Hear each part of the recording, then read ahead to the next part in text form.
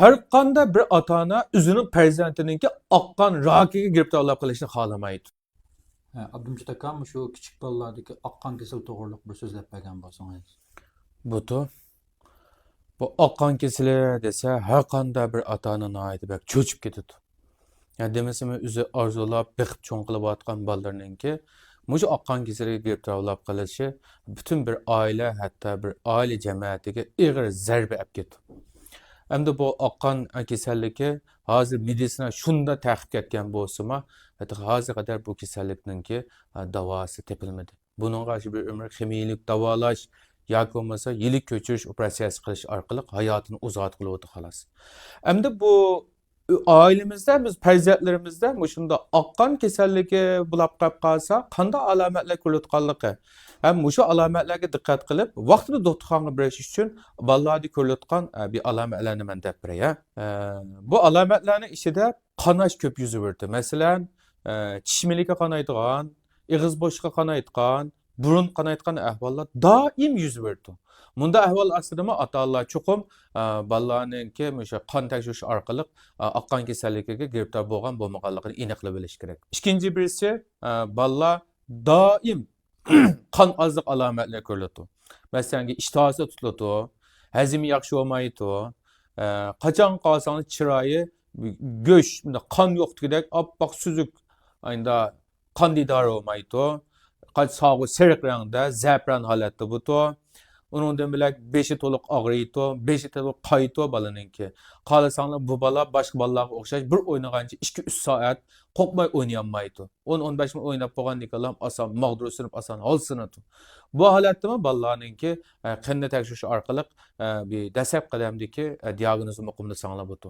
Onundan bilak bolalarda doim qizish ahvoli kelib chiqadi. To'liq qiziydi bola. Azroq og'rib bo'lguncha doim qiziyotgan. Endi bolalarga men bayam degan shu qanash, bolalarga qon ozlik, shu bolalarga shu qiziyotgan ahvollarga qarata boshqa odatiy kasalliklardan yuz berishi mumkin tuqqanlar. Lekin sizlarning bolangizda shu xil alomatlar ham doim ko'rilaversa, sizlar bunga sal qaramay, vaqtida o'zingizning atrofidagi yeziliq doktorxona, yeziliq shifoxona bo'lamdi, mushalliga berib vaqtida qon tekshirish orqali balanglarga dastlab qadamdagi bir diagnozni muqimda bilishinglarni chin ko'ngildan umid qilaman. Har qanday bir ota-ona o'zining farzandininki oqqan rakiga giribtorlik qilishni xohlamaydi. Anda olsa biz bu shu bolalarimizningki oqqan raki bulab qilishni oldini olish uchun qanday qilishimiz kerak degan chig'imizda birinchidan bolalarninki yemakligiga alohida diqqat qilishimiz kerak. Masalan, nurg'ulg'a yemeklarninki chirishni oldini olish uchun savdogarlarimiz formaldehid yoki bo'lmasa zamchi qotadi. Bu chirishni oldini oladi, buzuq qilishni oldini oladi. Bu yemeklarning o'zini doim ko'p iste'mol qilgan chig'imizda bolalarimizda oqqan kasalligi keltirib chiqarib qo'ydi. İkinci birisi uşak yemeklerini nait köp yiyiş. Men aldığım zopirlerimde mi tolu dedim. Ballarınki uşak yemeklerinin, ahlet yemeklerinin yiyiliş köp bulap ketmesin. Kanç köp yiyen seri nurgulluğa ahlet keserlikler kep çıkartı o dep.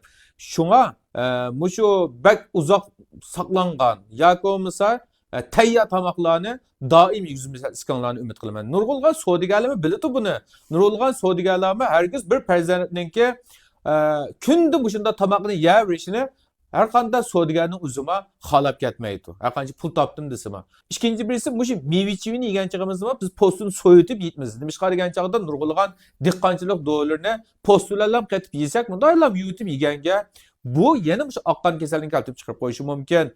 Uningdan bilak yangidan uyni bizab kirgan chog'imizda shu uyninki shu sirninki puroqlarma shu kichik bolalarimizga har xil kasalliklarni bulab oqqan kasallikni keltirib chiqarib qo'yishi mumkin. Uningdan bilak har xil radiatsiyalik muhitni ko'p turish. Ba'zan ota-onalar bolalarini doktorxonalarga to'lib olib berdi.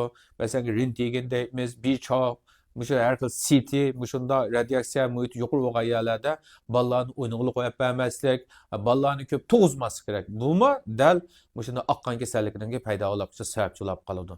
Shu ota-onalarninki farzandininki sog' salomat, sifatlik, güzel, umaq cho'ng bo'lishi uchun ota-onalar har zaman har vaqt bolalarninki ish harakati, bo'libmi yemak ichmakiga, turib atgan joyiga alohida ko'ngil bilishinglarni chin ko'nglimdan umid qilaman.